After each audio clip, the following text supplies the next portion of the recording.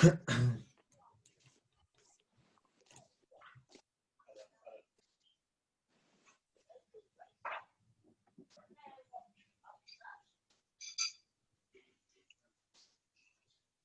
Hannah, could you keep an eye on the waiting room and just check if more people arrive? If you could let them in, that would be fantastic. Welcome everybody. Thank you very much for coming to the AAD Research Seminar. Tonight we've got a really exciting one entitled Imagination, Form, Fiction. My name's Jane Klossick and I'm the convener of the research seminar. But tonight I'm delighted to announce that my colleague Trevor Norris is going to be chairing. Trevor Norris is a member of the School of Art, Architecture and Design here at London Met, and he is course leader of the Creative Writing and English Literature programme.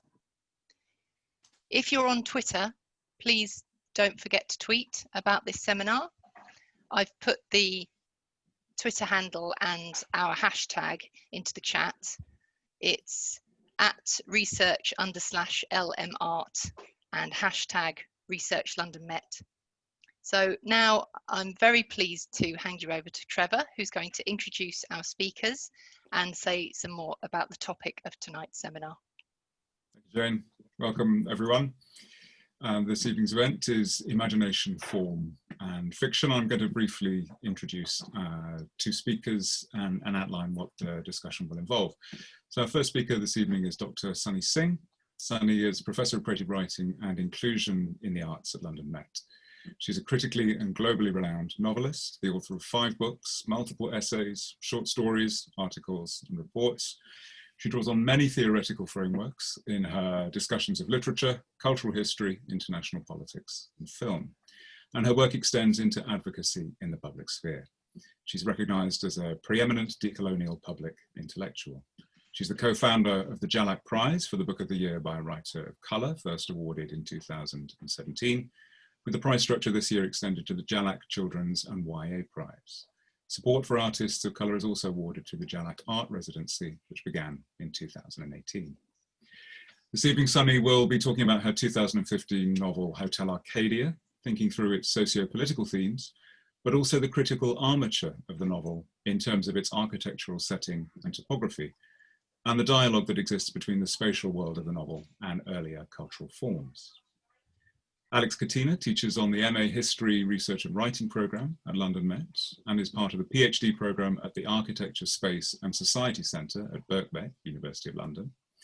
His forthcoming book, The Pillars of Uncertainty, will be published by Cours de Poétique and explores the way architectural form changes meaning in processes of socialisation over time. The book also engages with fiction and experimental writing. This evening, Aleks will be talking about irony work in the reading of architectural space and thinking about the way symbolism can be appropriated to subvert and challenge dominant architectural tropes. We'll be thinking about the symbolic value of architectural forms this evening, the way these values change over time, and about how the stories we tell about these forms help us understand changing structures of power. As with all our research seminars in AAD, we're aiming at a number of things. And the questions we're asking our speakers to respond to are, why did you start? How did you go about it? What did you find? And why does it matter? In other words, what does it mean? Each speaker will present for 15 to 20 minutes, and then there'll be a brief discussion between the two speakers and me as chair. And then we'll follow and open up the discussion to questions in a Q&A. And guests, please add your questions to the chat as we're going along. If in the Q&A you would like us to unmute you, and then as you post your questions in the chat, please raise your hand, use the raise hand function as soon as you've posted your question, and that will indicate that you're happy to speak. And please also bear in mind that we may not have time to turn to all the questions. And a reminder as well that if you're going to tweet about the event, then the Twitter handle is in the chat. It's at @research_LMART. So I'll now invite Sunny to begin. Well, thank you and good evening. I was hoping for the beers that happen after the research seminars, but I suppose we must, this must suffice. I'm talking about a book that came out in 2015, and in fact, the research for that started officially 5 years before then. So I've been at this for about now, well, the book itself took about 5 years, you know, so on. So I'm talking about things dating back over a decade. So it's a little bit strange to be talking about it, but I wanted to spend some time thinking about why and what architecture contributed to it on different levels. So for those of you who may not know, this is what the book is. It's Hotel Arcadia. It's set during a terrorist siege that takes place over just about 3 days. And it follows two people, two main characters. They're small, you know, sort of walk-on parts by various other people, but it's really the stories of the two major protagonists. Now, I knew that I wanted to write a story that was actually about love, and I'll explain why. When I was an undergraduate, I took a class with somebody who became one of my favorite professors, Professor Lansing, Richard Lansing, who's a Dante scholar. And hence you will have seen that image that's on the poster for today. And when I took the class on the Divine Comedy with him as an undergraduate, we would have these long slanging matches. At least in my head, they're slanging matches. He seems to think they were robust discussions. But what really struck me was the idea of the second level of hell, which is for adulterers. And there is the story of the ultimate doomed lovers who are condemned to love each other, but never to see each other. And I'm not going to go into that story, but that story stayed with me. The idea of these two circling lovers who can see each other and kind of whipped apart constantly, but not really ever being able to reach any kind of conclusion for their love, or indeed any kind of, you know, the happily ever after. And I, of course, would constantly say, well, you know, why must it only be a romantic love? Why can't it be something else? And somewhere along the way, the idea of putting these two characters who could do that, a love story, came to me, where they don't meet. Now, if there's a script writer here, they'll know one of the biggest things you have to do is to make sure your characters stay in the same place, especially if you're writing for stage. If they can walk off, then your story ends. So I said, okay, what would happen when these two people would fall, you know, would come to care for each other, to fall in love, although platonically, not sexually. And I said, okay, put them in the same place. And that meant that I put them in a hotel. And of course, this is, you know, we'd had 10 years almost of the global and now endless war on terror. We'd been, you know, there were these constant processes of attacks on hotels, you know, major buildings. And there was this kind of understanding of how this was working out, and I'd been working on it, but also the ways in which we thought of terrorism. So I said, okay, you know what, I'm going to put them in a hotel during a terrorist siege. And then, of course, the question rose, who are they? And that's where the political, social side comes in. In all the material that I was looking at, it became very clear that only certain victims mattered. So if they were women, they were young, they were all married or with kids, they were pretty, they were always loved, they were brave men, they were never they were all straight, they were mostly white. And then I started thinking about sort of one after the other where as the attacks were happening. And it really was about that victims only from the global north mattered. White victims from global north mattered really in the press and the other narratives. And then the other side was I didn't want to focus on the terrorists because I think, you know, as a former journalist, when I look at how we report, you know, we've been done enormous amount of work on copycats and how to report violence, etc. And all of that seemed to have gone out the window, you know, during sort of this period. So I said, okay, you know what? I'm going to work on characters who aren't. So here we have a hotel. There are two characters who aren't going to fit the type, and they are sort of actively challenging it. And then I started thinking about what hotels, and especially luxury hotels, 5-star hotels, mean for us. They're often presented to us as home away from home. And in some ways, that's a kind of an aspirational quality to it. As if we could have these sterile, completely beautifully organized, you know, super high count Egyptian cotton sheets beds, and these kind of invisible army that comes in and cleans up after us. It's a sanitized, aestheticized experience of not being at home, but pretending as if you could be there. There's a second side to it, because I started looking at, you know, how all these major political economic summits often happen in these luxury hotels. Yeah, sort of, this is where, I mean, genocides may be carried out in faraway places. Genocides are planned and funded in very luxurious surroundings. And then, of course, there was the other side, where it was around the idea of this invisible self side of the hotel, where there's an enormous number of people who are likely to suffer the political violence that is planned in these spaces, who on a daily basis suffer social, economic, narrative, discursive, philosophical violence. And these are the people who are the labor that upholds the structure. So suddenly all of these ideas started to coalesce around the idea of a 5-star hotel. And then I started creating a hotel. So I ended up creating a dossier of beautiful hotels, lots and lots of, you know, Google searches, you know, what the insides look like, what are these great places. And every time there would be a new announcement, I'd be like, okay, let me see what's in there. And there'd be, you know, architectural digests and, you know, sort of travel and all kinds of, you know, publications.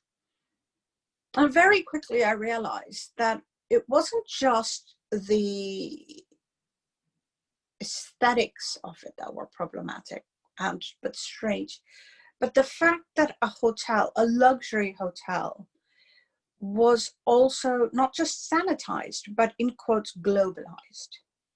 So you could technically be in any part of the world, and,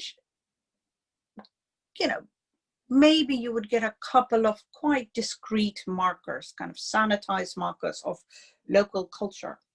But most of these spaces were very similar. It was part of corporate branding in some cases, but they all, you know, seemed to be the same colors, same kinds of, same suppliers for linens and tables and cutlery and crockery. And that, of course, created a sort of dystopia of luxury, of aspiration. But it also seemed to me kind of an appropriate metaphor for the global war on terror. Not only that it was being waged by people who did not respect boundaries, whether they were state actors or non-state actors, people who traversed cultures, languages, and so on, and operated often in countries that were not their own. And all of this kind of coalesced around the idea of this hotel. So then I started to construct this, and as I was doing, you know, and I started to make a kind of my own floor plan. I'm not a trained architect, so it was very, very shoddily done. Lots of scribbled notes and lots of, you know, this is what the floor looks like. And somewhere along the way, I realized that somehow the love story I had channeled and initially thought about made perfect sense. And in some ways it was about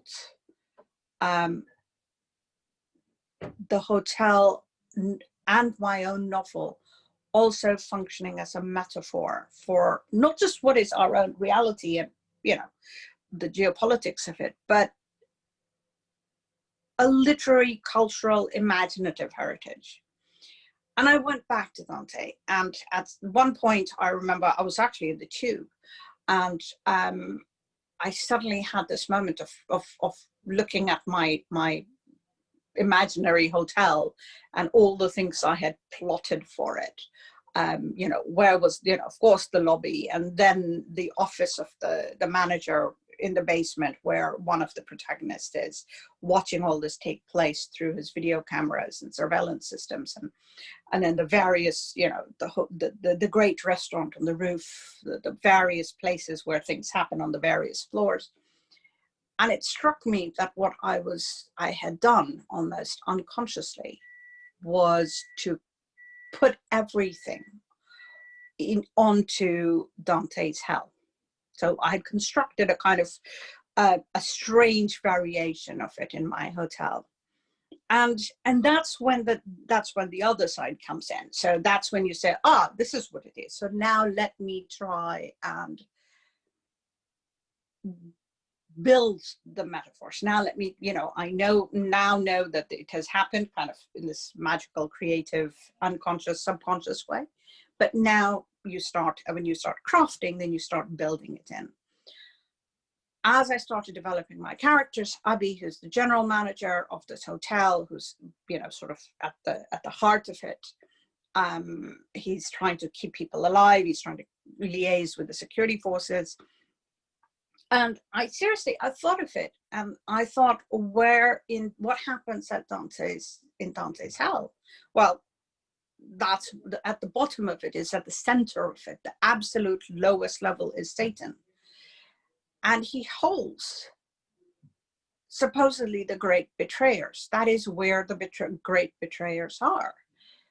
And now it's quite strange, because one of the arguments I used to have with my professor back as an undergrad was I always felt that Christian theology was a little bit unkind to people who had very little choice. So I always felt that, you know, Judas was maligned a little bit unfairly, you know, etc., etc. So it seemed like a perfect place to place him, because here's a man who's convinced that he's betraying everything by just being who he is. And yet what he's doing at the heart of this, at the basement of the base, the center core, whatever you want to call it, the final level of hell, is somehow upholding and maintaining and letting other things happen that might actually save the rest of the world. And in my other character, of course, it was helpful to have a journalist, Sam, who sort of walks through, and she became my Virgil, but also Dante, a kind of a mixed, a melding of those ideas, of wandering through the circles, of learning things, of observing things, of making judgments, and suddenly that meant that the architecture came together. That also meant that I started doing quite strange things, and it would often seem quite strange, because I would go in and sort of book a dinner, or book drinks, mostly because, you know, academics are, you know, not exactly rolling in money, at often quite posh hotels. So I could walk up and down their staircase. I'm surprised I wasn't arrested at some point. But I would have to do this, you know, trying to go, okay, how long would it take? What would a lobby look like? There's a point towards the end of the novel where some of the hotel is on fire, and, you know, I wasn't sure, you know, how long does it have to be from one end of the, you know, from the let's say the exit of a restaurant and in a hotel to its lift. Would you take a lift? Would you take a fire escape? And then, of course, I would be taking fire escapes up and down in different buildings to figure out what were the normal or what were the average number of steps. How long did it take?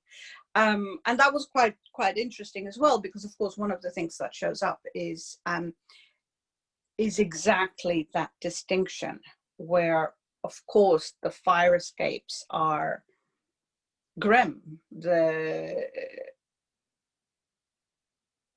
service elevators are grim and are nothing like the kind of illusion of luxury that is created. And I really wanted that to be flagged up, that kind of that strange process of what is seemingly aspirational and beautiful and yet rotten to the core, and what it perhaps takes for my two characters, Sam and Abby, but I think also most of us, to negotiate that. So I'm going to stop there and hand it over to Alex, and I would rather hold on and come back to some of the points I've raised and think about it and talk through it in questions during the discussion. So over to you, Trevor and Alex. Thank you very much, Sunny. And just a reminder, guests, if you have any questions as they occur to you, please put them into the chat. Alex. Hi, everyone. Sunny, how good are you to speak like freely without notes? Unbelievable. So I'm not in that, at the moment. So I will share my screen with you, and there are images and prompts. But I'm also looking forward to the discussion, actually. So I try to keep it within 20 minutes or less. Let's see. Share screen. Challenge. There you go. So you will be seeing yourself in a minute. Now. Okay. So that what?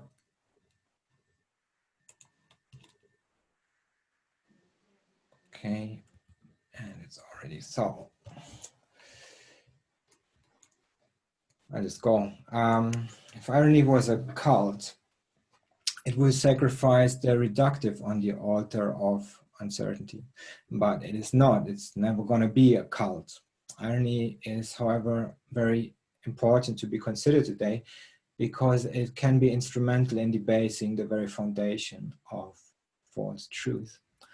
I will start with talking about my more recent projects, or what I'm involved in now, as I feel I'm going through one door and entering another. I can't really give you outputs, but I can talk about processes, and I can tell you maybe how, from a creative process of writing and being involved with fiction writing, I came to something more structured, which can be sort of seen as research in a more traditional way. The things that I try to sort of thematize today are around the idea of criticality and authorship as a type of nexus under this overall theme of irony. And I don't promise that I will give any conclusions, but I will sort of try to sketch it out. Maybe we can take this further. The question, of course, how architecture can be critical is almost a cliche to consider.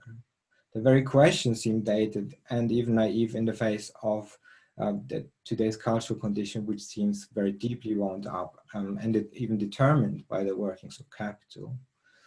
But if we have read or reread The Good Person of Sichuan by Bertolt Brecht, we know that he warns us, rightly I think, that any attempt to use the means of exploitation for good will result in tragedy. Good thing then that I'm interested in history and historiography, and this is where my work is going towards, which is the stuff that modern tragedies are made of. For an ironist, this is a good starting point anyway, especially if one believes that the irony is one of the main virtues, or ironic virtues, if there are such things, is to look again at what we assume to know and learn or unlearn in order to be able to accept complexity intellectually anyway, rather than fighting it. Okay, so this is just that usual sort of social experiment. What is it that we see? And please make up your mind if you are a duck person or a rabbit person. Of course, I'm using this often to pitch some theoretical ideas, which I don't have time, and it's not that interesting, and we can do it at another time. What I want to say here today is that I'm against ambiguity. And I think that at the moment, the work that I'm doing, I'm looking at the rendering of irony in the critique of the late 20th century in architecture theory in particular. And I come to this sort of suspicion that ambiguity is actually a type of fig leaf to protect authorship. To protect the idea that there is an intellectual architect who is in charge of the meaning that he, often, let's put it this way, produces, that there's a criticality that has some sort of disciplinary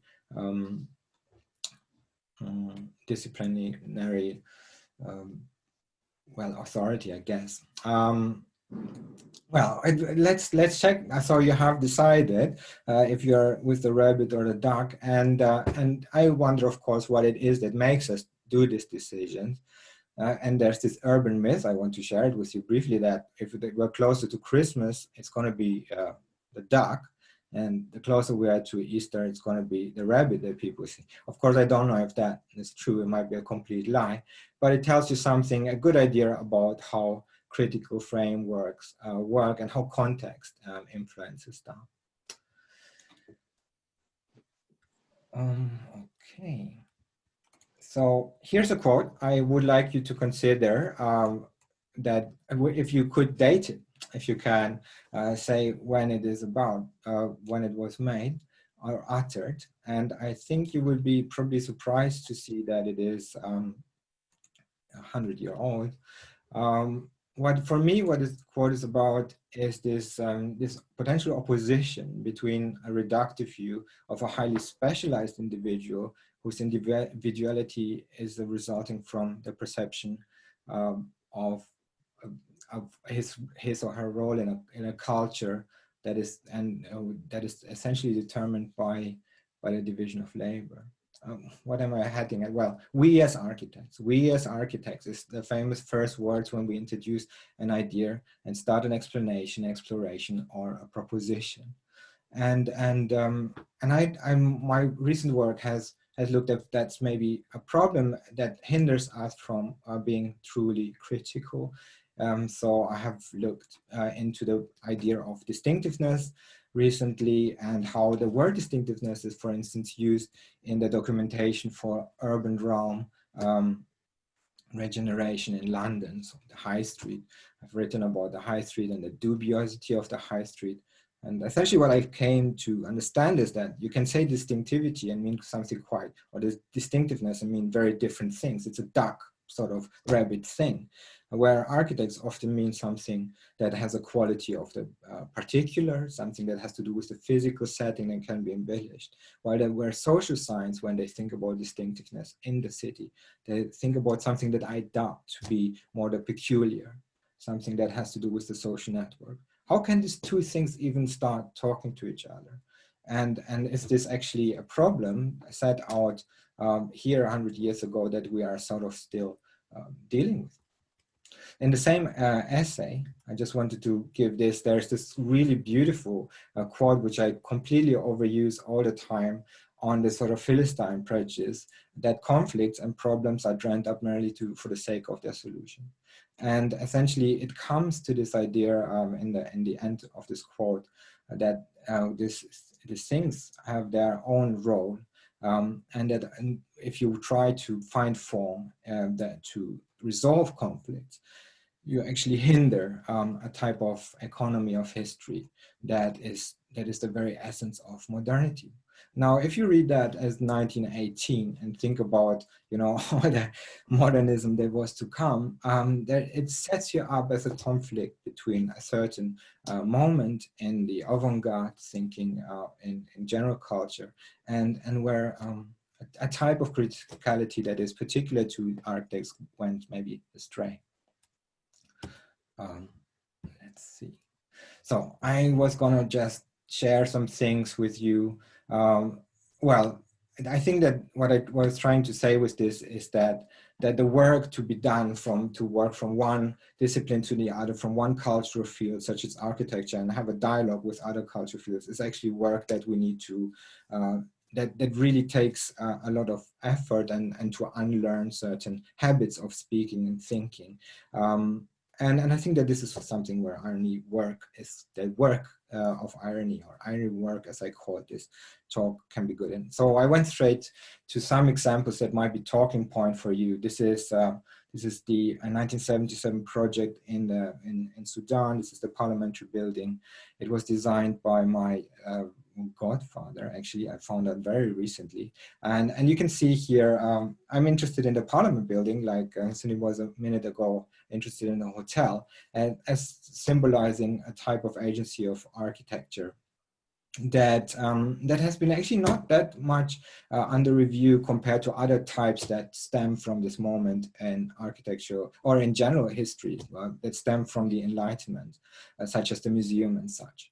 So the parliament building in Africa is something that has started to really interest me, as and just the very fact that not many of these things were actually built by African architects at all in the 20th century, and what kind of we can learn from that. This has become part of the research that I'm starting to do towards more recent work.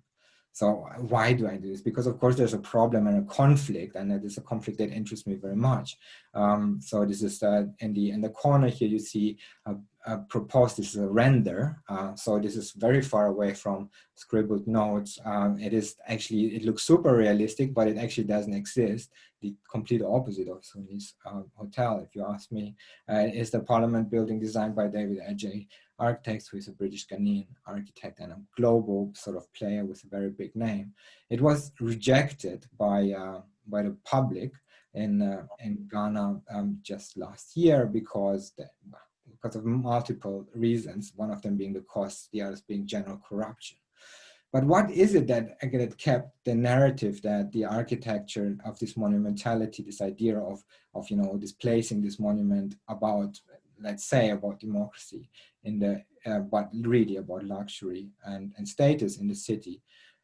What is it that fails? What starts to fail? And on the same moment, I think if I want to read this critique, I look at Ibrahim Mahama's Parliament of Ghosts, which clearly sort of responds in a way, a Ghanaian artist who plays with this idea. There's a beautiful film, you can watch it online, where this artist builds a parliament-like structure and asks sort of really interesting question, for instance, the play of children, and how does this work as part of our understanding of culture. But of course, if you know Mahama, and I just put out here some of his recent projects, he's an amazing, for me, when I look for the type of irony that I'm after, this sort of cutting understanding of history, this very lightness of humor, but this very directed sort of political edge, if you like, and everything, all of this sort of wrapped up in a very good understanding of material culture.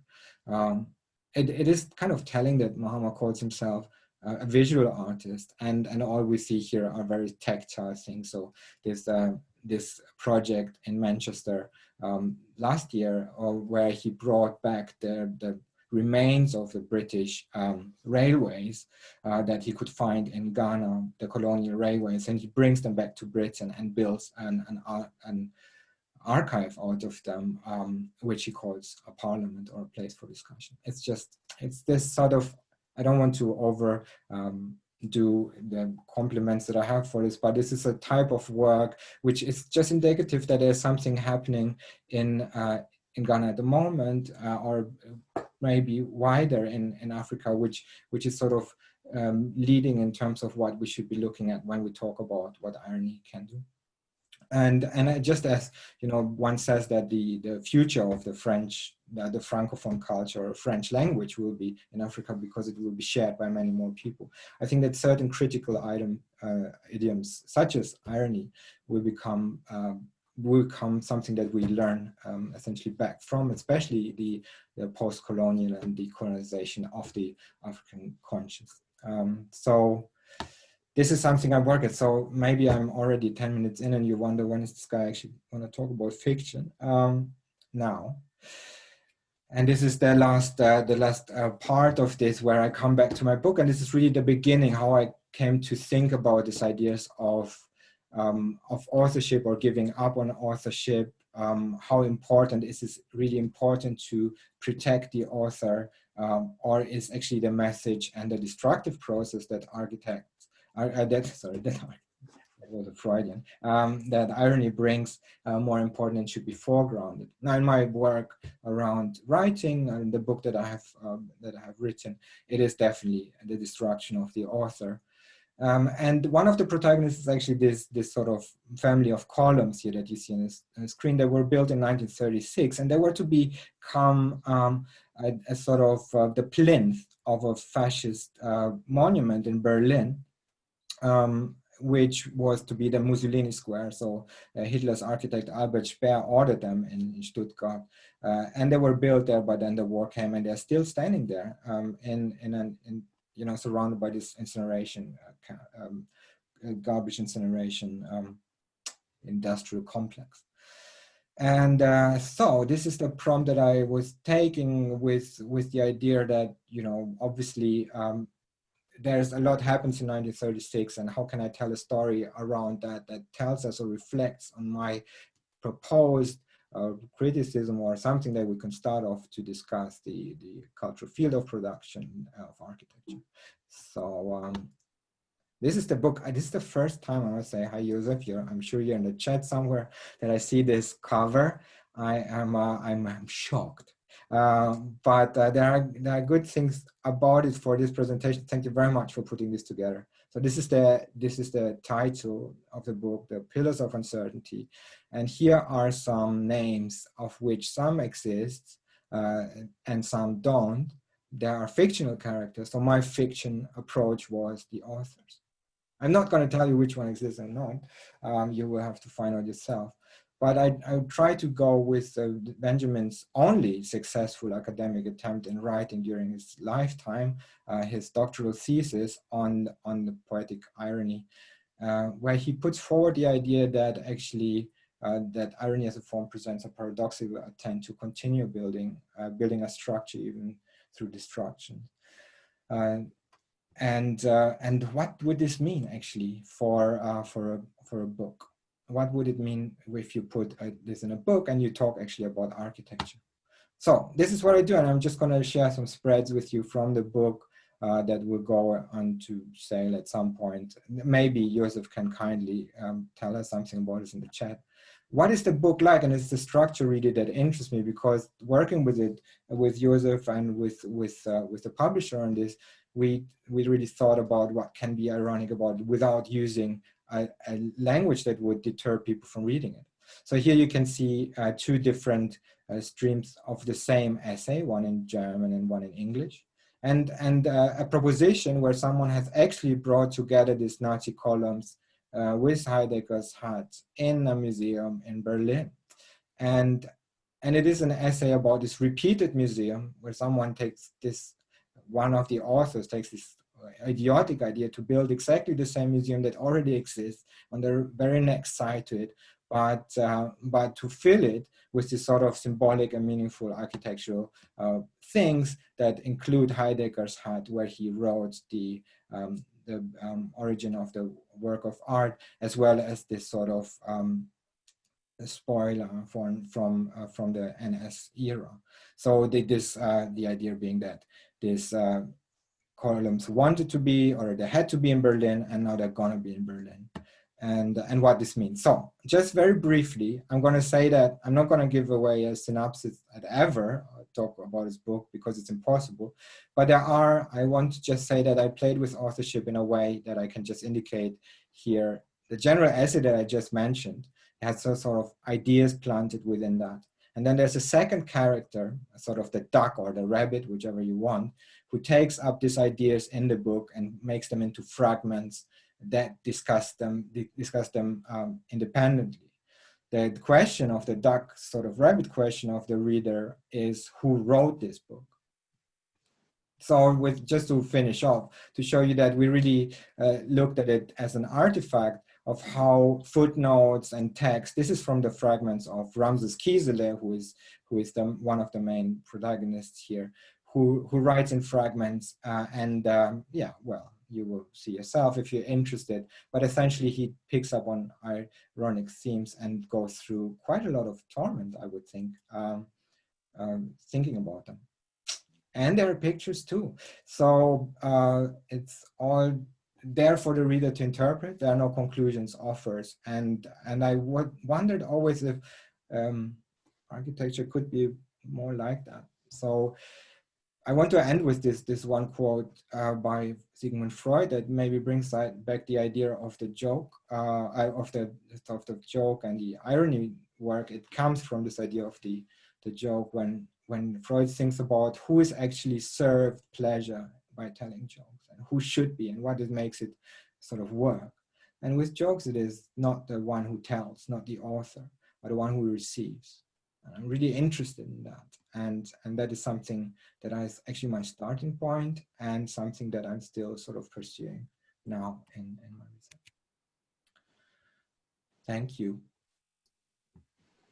Thank you, Alex, and thank you, Sunny. There's some really fascinating ideas there, and I'd like to try to bring them together by asking you both to think through a number of ideas that were raised by both of your talks. And again, guests, please do add any comments, any thoughts, any questions in the chat. It seems to me that one of the things that really binds your talks together is this idea of building a structure through destruction. Alex, you're talking about it in terms of taking an ironical position to architectural tropes, but also tropes of thinking about architecture in the way they might fetishize great architects, great theorists of architectural theorists of space. Sunny, in a very practical way, in your novel, you are destroying space. You're creating a hotel which is under attack, that is set fire to, that is gradually collapsing around your protagonist. So I wondered if you both wanted to say a little bit about what it feels like in your practice to think about or to build these structures through destruction. Alex, do you want to pick this up? I can go after, but happy to take it up if you want. Well, for me, I'm just going to say very briefly, I actually want to hear from you as well. So I'm just going to say very briefly that that there is, yeah, I mean, if I, with the idea of this destruction or this sort of negativity that comes with this discipline or the questioning, the discipline of irony, I mean, has actually an impact on the type of genre within research that I'm becoming interested in. It is not theory necessarily, which is typically, you know, a lot of irony is explained to you and so forth through especially through literary reference to literary theory. They're far ahead of us, of course. But I'm dissatisfied with this idea of having things explained or pulled apart. I want them to be seen. I want it to be like fiction. I have my research ethics are corroded by curiosity, and I'm very curious about fiction. And I think that much closer than theory in my field is actually history, and the history that we tell about architectural ideas, architectural forms, and so forth, is something where this sort of destruction of assumed knowledge has a very good place, I hope. So that's one. Yeah, well, it's actually quite strange because, and this takes me back to why I constantly struggle with Dante, but I struggle with most Semitic philosophies and philosophies that originate from the quote unquote West, and the theologies, and partly that's to do with my own location as somebody who's from India. My system of literary and creative hermeneutic the way of making meaning, kind of references both traditions. And I think with destruction, I mean, I knew very well that there was, you know, the hotel was being constructed to kind of roughly being not all destroyed, but potentially all destroyed. But I think it goes back for me to the idea of the universe itself within the Indic traditions, of Shiva dancing, of the fact that destruction is in itself creation, that all creation is also destruction. So I constantly keep, this is a constant back and forth in my own mind, but I wanted to somehow have that in running through the novel. And that's also partly why the novel works backwards. So it starts with X number of hours ago, and then knocks it, you know, and sort of counts down to now. And the last chapter is now. And I, so this is kind of how it's set up, where it's about, you know, and so we are living through, as the novel creates itself, things are also being destroyed within it, in terms of not just the building, but also ideas of and lives itself. Of course, people are being killed alongside in the process of the narrative, but within the narrative, but also what it means to the characters, who are also in some ways being destroyed and recreated through their engagement with each other, what's happening around them, and their engagement in some ways with quite painful past that they haven't necessarily confronted. So I was constantly going back and forth, and I know that I write in English. I write within a kind of the modern novel tradition, which is of course a you know, part of my colonial heritage, but I'm also bringing a different aesthetic and philosophical base to it. And I don't think you have to know either or both, but I think you can enjoy it. But in my own head and my own creative process, that is in place. Thank you both, and that leads me on to ask you about a term that Alex used, but I think is just as applicable, Sunny, to your book, the subversion of monumentality.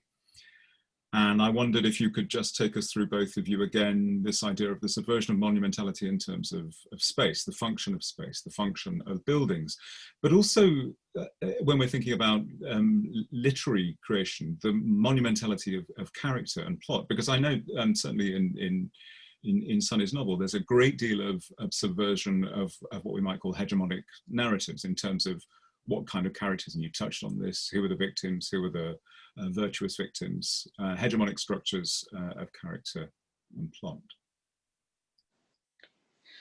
I can, you know, again, I take a fairly practical, creative stance on it, and yes, I think I think it's very difficult to occupy a historical position that is, in my case, from a former colony, and attempt to write with that legacy, to not be political and politicized. So I think sort of from the very first things I've published in my life, it's all been quite political material. But I think as I've gone through the process of understanding and learning and thinking more and reading more and just experiencing more, I'm very clear that I don't want to write, I don't want to tell stories that have already been told before. And I don't want to tell stories about people who just constantly cover our screens and our magazines and our newspapers and so on. And I think the moment because I can't relate to them, I don't understand them. Of course, I see them, I live with them, they're around me. Often they have enormous power, you know, political, economic, material over me. But I don't want to tell those stories. So I think for me that it's not just subversion of monumentality for me in my literary practice. It's actively trying to chip away at that monumentality. I may not be the person who knocks over a statue into Bristol's waters, but it is very much about chipping away at the monuments till they can all be brought down. Or they fall. Over to you, Alex. I think monuments have probably have their, you know, first of all, I must say that my house where I played as a child was eaten by a monument. So I have not necessarily a great sentiment towards them, and that maybe has colored my take on architecture. But of course, architecture monumentality, I'm not want to dwell on cliches, has a great relationship in terms of, you know, architecture has a symbolic agency of that represents something more than just the structure. And monumentality is an ingredient of architecture. And I think I put Simmel forwards, Georg Simmel, because he has this very sweet way of putting this problem forward, that this other ages that he looks in civilization, maybe Western civilization in that case, but he talks about modernity, and he says like the ancient Greeks, they had being as this thing that they were all striving towards, and therefore they had this form of monumentalizing through architecture, for instance, that's my words, that created the temple, for instance, or the Doric temple, or the theater, or what have you. And this sort of certainties, the central idea that we are all looking around for Simmel, doesn't exist anymore. So what is being monumentalized in the Gothic cathedral in medieval times is a certainty around what this feudal society is about, what the idea about a very pious society is about, and architecture has a language to match this or give it a monumental embodiment. This is a very hard question to ask in our time, because when you believe or go along with the argument that there is no central idea that at the moment maybe that we all would assign to, but a void that we sort of negotiate over culturally, then what does monumentality mean? And is not any pretend of monumentality, be it modernist or in any other way, actually a type of violation of our own time? So I'm interested in, and of course I'm interested, and this, it's not liking or disliking monumentality. I would just think that there is a different way of thinking about it, which is not about a certainty that we all sign up to. It is about an uncertainty. And I'm interested in the monumentalization of uncertainty. I know what that might mean. I think Ibrahim Mahama's work for me has this quality. I'm interested in the monument of I don't know. I think that it wouldn't eat my house. That's, thank you both. I have one more question, and then we'll open it up to some questions in the chat. And I wondered, Alex, in relation to what you were just saying there about there not being a kind of grand monumentalism of ideas that's possible. And it made me think about the way that Sunny was talking about elite hotel spaces, of being these spaces of transnational capital flow, both in terms of design, architecture, objects, people that flow through them. I wondered if you thought that that's the monumentalism that we can find in architectural space. It's the fetishization of transnational capital flows, and the way that, I mean, certainly in Sunny's novel, that is being undone. That is the very fault line that is bringing the hotel into this kind of space of disaster, the way that the building is falling apart because of the terrorist attack. I wondered if you both wanted to speak to that idea of the monumentalism of transnational flows as they... Yeah, can I just come in with one observation, because it came to my mind, this image. I don't know if Colin is here, Colin Davis, who is one of my teacher, who has taught you for many years, was a great architecture historian, who would sometimes comes in and gives us a talk about his book. And he had this great image of Dubai, of this slum, and in the background is sort of these hotels and sort of the shiny facades and the high rises. And he puts it up on a screen for students and saying not much about it more than looking at this image. What do you think, on which side are we on as architects? Which side have we picked over history? So that is great commentary. I always thought that was fantastic. And I just want to say, I'm not pessimistic in the sense that there will never be something that one can assign ourselves to and give form to. I think sustainability might be just exactly that thing, an overarching idea, for instance, or other ideas as well that come out of agendas like architecture, education, declares, and so forth. Things that we start to discuss, but do they need monumentality in a traditional way? I don't think so. Yeah, it's a really tricky one, isn't it? Well, because even the term itself is quite, I find it quite a mouthful, monumentality. And what do we mean by that? I mean, and I'm constantly, as I said, I'm intrigued in stories that don't get statues made to them, that don't get huge, train stations and airports named after them. Those are the stories that are more interesting. But I think what Alex has said is also quite telling, because of course, in some ways there is that line. Which side are we on? Which side do we choose? Now, as a writer, and I think this is worth thinking about when we think about the forms we choose to produce and work in and create in. As a writer, I think in some ways it is easier for me to be not on the side of the great transnational flows of capital, because what my craft and art require from me is quite minimal. Yes, there's a whole machinery if I want to get it out there, but at the end of that, if you leave the machinery of publishing aside, which is monumentality on its own, the act of writing and act of creating is quite resource poor. I can do this quite easily wherever I am with a notebook and pencil.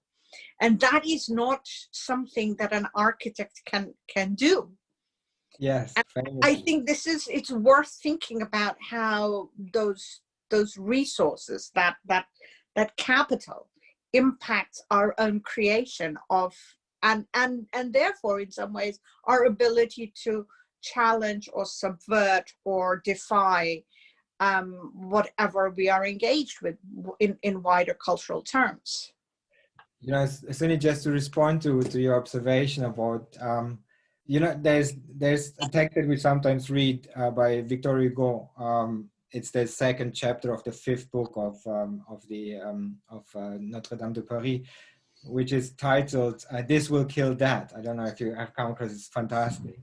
It says that the book will kill the edifice, because of course ideas are much easier sort of spread through a reproduced sort of print rather than to building a cathedral. So the cathedral has been killed by the book. That's what the whole argument is, and it's from 1830 or 1860 or so forth.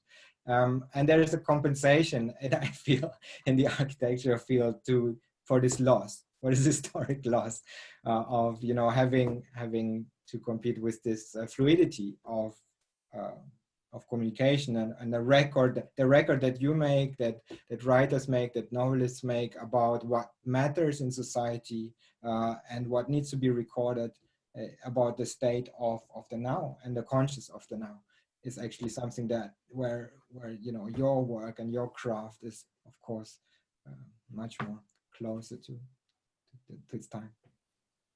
Thank you both. We're going to open the floor up to some questions, and we have about 25 minutes remaining. So again, I'm going to invite guests to put any questions they have in the chat. And I'm going to turn to the first one and invite Isabella to unmute herself if she wishes in order to ask this question. If not, I'm happy to read out the question myself.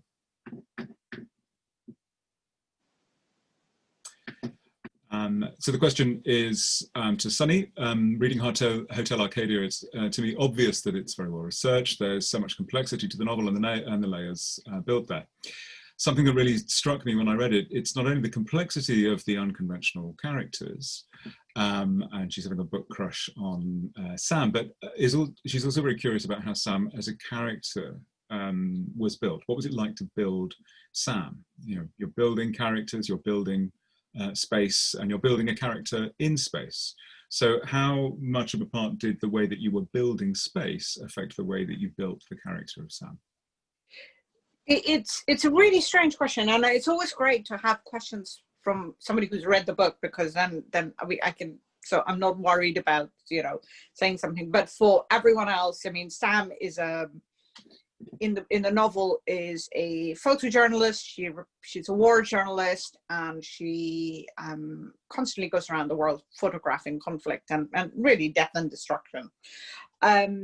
She's obviously PTSD. Now, what I wanted to do was quite strange. I, you know, as a writer, I wanted to set myself a challenge. As I said, you know, who are these victims that we hear about? Who are these people we are supposed to, you know, worry about and care about, and you know, put up hashtags about and little, you know, black out our profiles and say, I am whatever the city that may be. And someone like Sam isn't going to be that, because this is somebody who is a journalist. It's a woman. It's a woman of color. It's a woman who's not particularly likable. And I wanted that subversion to be brought in. I wanted a character who was not likable. I wanted a character who you could not automatically say, oh, I relate. Oh, she's nice. Oh, I didn't want her to be sexualized. So I didn't, so I went through a kind of a mental checklist of all the things I didn't want her to be, kind of comparing to this wider, you know, dominant narrative of what women are supposed to be. And then I tried to, you know, pull her together. And I have to say, it was really hard. I went through quite a long time trying to do all kinds of things. And I just didn't know what to do. And she just wouldn't come through on the page. And curiously enough, I gave up and I went to write and started writing Abby, and started constructing him as a character and figuring out who it was and what he'd be and why they would be there. And it was really weird, because I only understood Sam once I started looking at Abby. And so I sort of saw her the way he saw her initially. And I think then putting her in the hotel made sense, because of course he first sees her, or he first deals with her as a difficult guest. And all of us have dealt with that. You know, so just you know, somebody who's not going to follow basic safety instructions, but then he learns about her. Then he sort of has a book crush, going, "Oh, I know your stuff. I have seen your the coffee table books," and he kind of comes to it in this strange way of kind of peeling through the layers. And I think writing Abby make more sense, and I think that also meant, of course, the hotel is Abby's space. He knows every inch of it. And so he can follow her, he can see her, he can track her through the cameras. And I think that's how I built her. It's a very strange process to think that you're kind of building one character through the eyes of a different character. But really, that's how it came through. And for me, Abby and the hotel are so closely aligned, because that's how I saw him. That's where he kind of had his being. That's where he kind of became who he was, that it made sense to then kind of unravel Sam through his eyes. Sammy. And our next question is from Hectoras. And Hectoras, please go ahead and ask your question. Hi, both. Nice to see you. Thank you for your presentations. I thought I'd ask you about the transition or translation from reality to fiction or from fiction to reality, because it seemed to me that Sunny, you rehearse a lot in reality in order to write fiction, and Aleks uses fiction in order to approach history. And so I wonder if this transition, when you try to move from one to another, has particular revelations or particular challenges.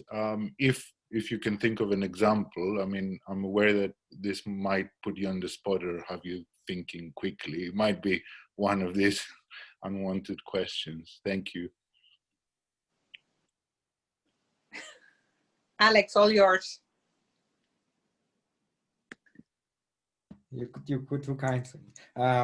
So the way I was thinking to answer this is the transition from. Anyway, I'm gonna actually say something about it, but I just was gonna throw it back to Sunny for a minute, because I remember that you told me the story about the cover of your book being different. Maybe you want to say something about it, because this the relation. From my point of view, to answer just briefly, what fiction and well, look, it's writing, isn't it? It's the discipline of writing. I think that this is what I'm interested in mainly, and what I want to do, or what I feel happy doing. And fiction, or the idea of building characters, and all this, the little I know about it, or when I read fiction, I'm fascinated by understanding it as a craft. And when I read history, I also look at it as a written record. So it is about this idea of the craft of doing something. And I think there's a lot to the freedom that is described also by Sunny in the process of going through scenarios and building these worlds. It just lends itself probably to the full exploration of the writing process. That is why fiction is important. And then I hope that some of this vivid quality of writing can translate into other types of writings that are more non-fiction, as we call it, even though I'm not sure history will sustain this sort of status much longer. Yeah, it was yeah, I mean, the whole covers and changes in covers is always a strange process, because of course, you know, this cover is actually a hotel, and it's been changed enormously by the wonderful illustrator and designers and involved. And I think, if I remember correctly, it's in Texas. So not a place where you would automatically assume, you know, that's where the hotel would be based. But I think there's something more interesting to think about, because I think we have these we can't have these airtight categories of life and fiction, because I always think about how we exist because we tell ourselves stories. And we tell stories about ourselves. And when I'm teaching, so when I teach my undergrads, I always remind them that, you know, think about what happens when we meet somebody and we want to, you know, we go out on that first date and we love, you know, we're like, yes, this is great. And if it doesn't work out, that date just kind of disappears from our memory. But if it doesn't, if there's a relationship that comes out of it, one of the things we do is we tell the story of it. So we tell that to our friends, we tell that to ourselves, we tell that to our family. We then go back and celebrate the anniversary, and these are fictions, these are lived fictions. And it's always interesting for me how the fiction changes. So for example, the moment the story, you know, the relationship starts to fall apart, the story changes as well. It's like, oh, I know he did that, or she did that, or, you know, etc., etc., etc. And you suddenly realize that that date, whatever happened in that moment of that first meeting, is immaterial. What is important is the fiction that was constructed around it. So for me, I think it's not so much as about negotiating those two, but understanding how these two constantly and are inextricably linked and aligned and constantly engaged with each other. Thank you both. There are two questions that are related to one another, and I'm going to invite Joseph to speak first. But there's a question from Joseph and one from Luke, which are about solvency of meaning. And we were, thinking about capital flows as being these universal solvents. Joseph, I wonder if you want to ask your question. Of course, thank you. It's a really lovely end to a long day. I was curious about Alex's statement about ambiguity, that he's against it, and I wonder whether he means the kind of conceptual, contrived, postmodern ambiguity versus ambiguity per se, without which I think there's no culture at all. And to both of them, I'm not sure, but I was kind of listening, and I think we spent the whole evening not mentioning the word capitalism at all. And for some reason, it seems to be important for both of these stories. And I wonder whether you both think it's a distraction from the things you really want to talk about, or whether actually it is a paradigm that is in the background very forcefully active here. Maybe Aleks can answer the first and Sunny the second question. Yeah, I'm sure there's a culture without ambiguity. I'm not sure it's a very pleasant culture. I don't war or have a campaign against the concept of ambiguity, but it can be often confused, or it has been actually confused in terms of its criticality.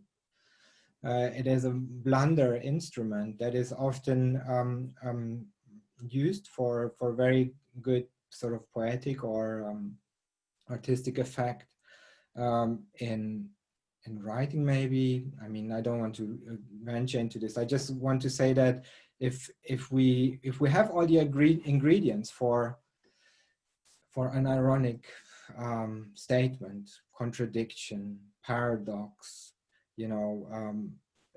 complexity, and we don't go one step further and make a statement out of it that has that the difference probably being that with the ironic statement we want it to be deciphered. There is a deciphering in the end. It is not something that remains maybe in a suspense, and it's not intended to be necessarily in a suspense. Bob, I see you want to say something about that, so I'm definitely not against ambiguity. I was just gonna point out that reading through some of the theory, maybe of the later 20th century, there is an idea where authors, architecture authors like Mies van der Rohe and others that I read about are equipped with some sort of modernist sense of ambiguity that they never really have in their actual practice. It is as if awarding them some sort of a grace, a poetic grace, long after their deeds had been done. And that is sort of, for me, at this moment where I'm looking at, is shying away from being fully critical or allowing the historical figure to really shine through. Ambiguity in that sense of historical criticism, architecture criticism, can be a way to create an ideal version of an architecture author by blending the edges. And that is something that I'm warning against at this stage. And I want to look what happens if we look at it critically. Just picking up on that, thanks Aleks. Picking up on what Joseph said, I don't think the word capitalism is, I didn't mention it necessarily specifically, but I don't think it's in the backdrop. It's very much foregrounded. The moment I talk about global north and global south, capitalism is very much there. The moment I talk about decolonization or post-coloniality, capitalism is there. The difference, I think, and this is really, really important, is that I don't take the global north sort of Marxist or neo-Marxist perspective and stop with capitalism.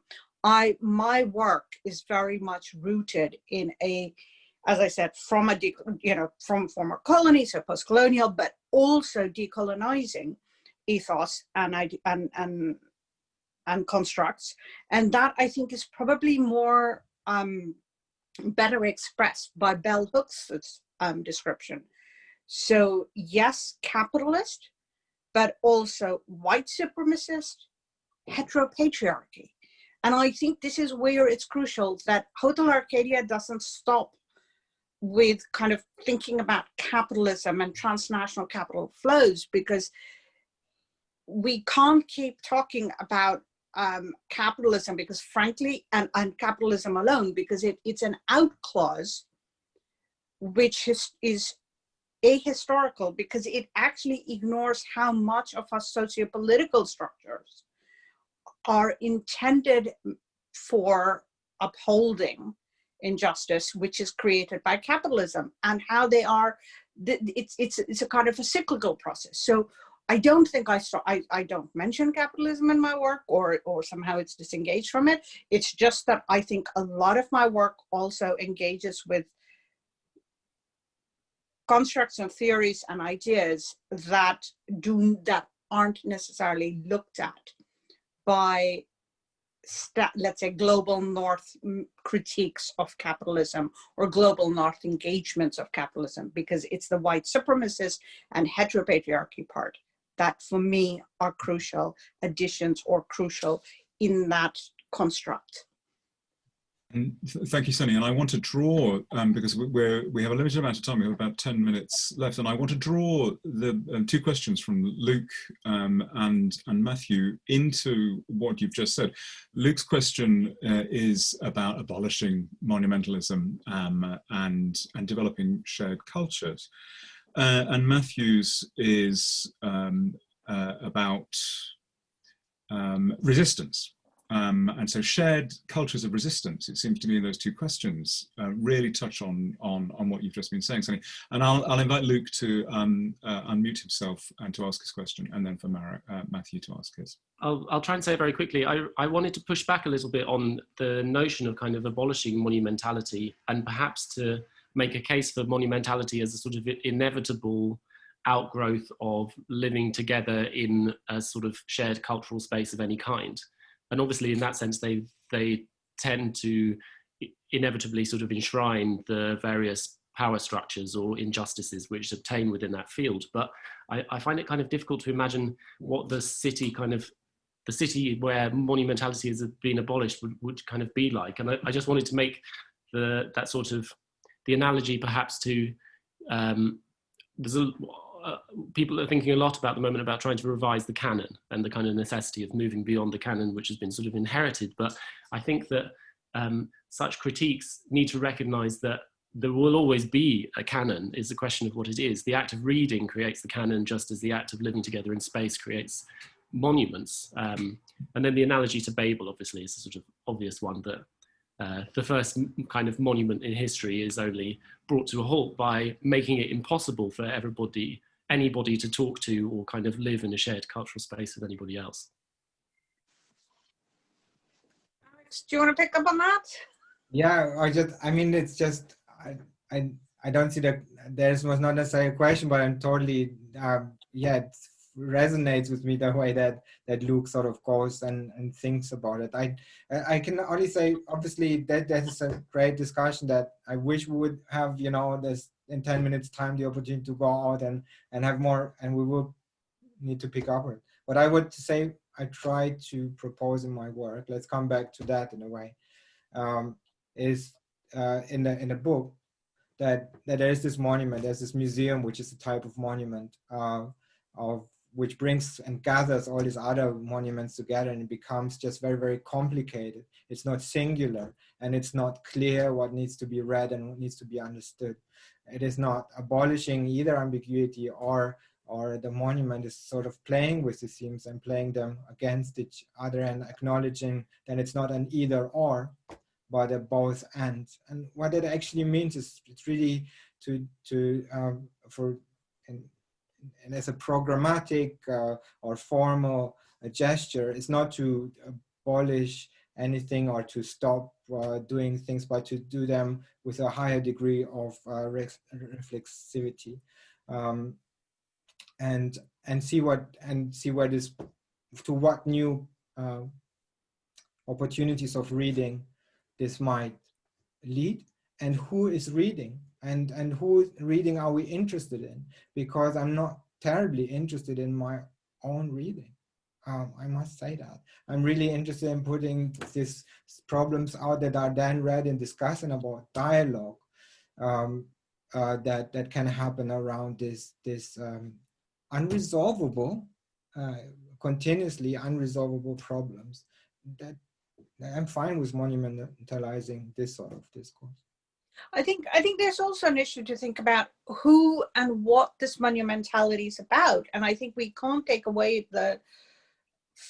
I think so much of it is of the monument. We automatically kind of thinking of Greece and the temples. Doesn't help us, because I think it's a very long-standing and sadly imperial strategy of going, hey, look that. But I think if so I was thinking of places like Mohenjo-daro, for example. So yes, there is the Mound of the Dead, or Petra, but actually the oldest material there it's usually monumental. It's extraordinary.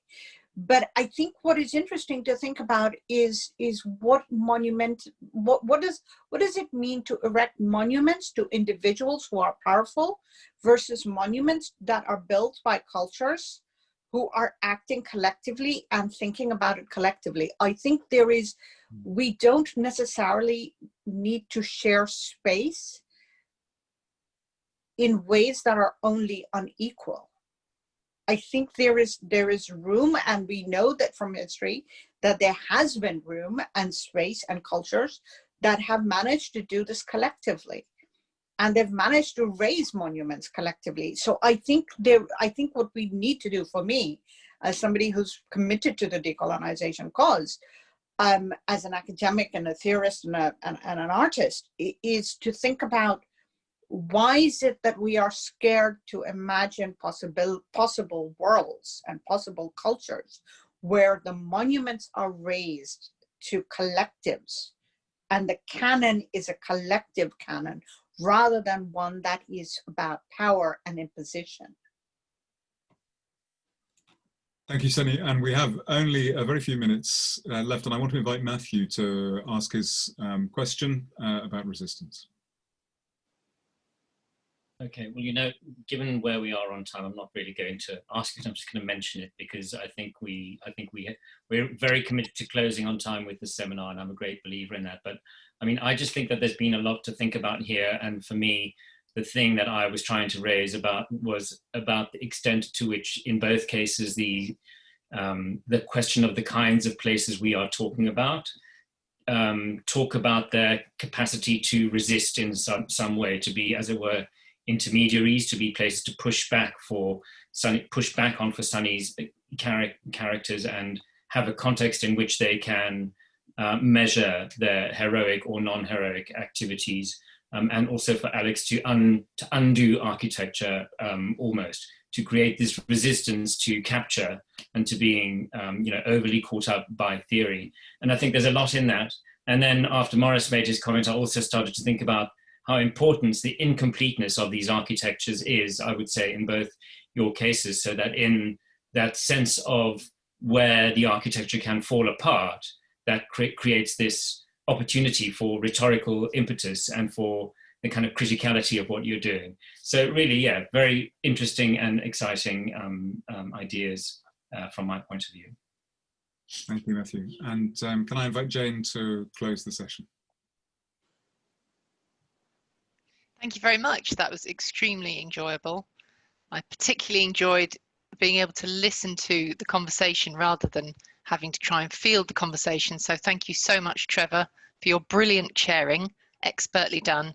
And of course, Alex and Sunny, your presentations and your conversation were just very useful. It's all been recorded and it'll be available on our YouTube channel. And so if you want to re-listen to the fantastic presentations and the enlightening discussion, then I'll be tweeting the YouTube link when it's ready. If everybody could unmute themselves and say goodbye before you leave, it's really nice to close the seminar with a sense of how many people are actually here. So if you want to switch your camera on as well, do switch your camera on, give us a wave and say goodbye before you head off. Good night, everyone. Bye. Good night. Bye-bye. Thank you. Bye. Goodbye for coming. Bye. Bye. Bye. Bye.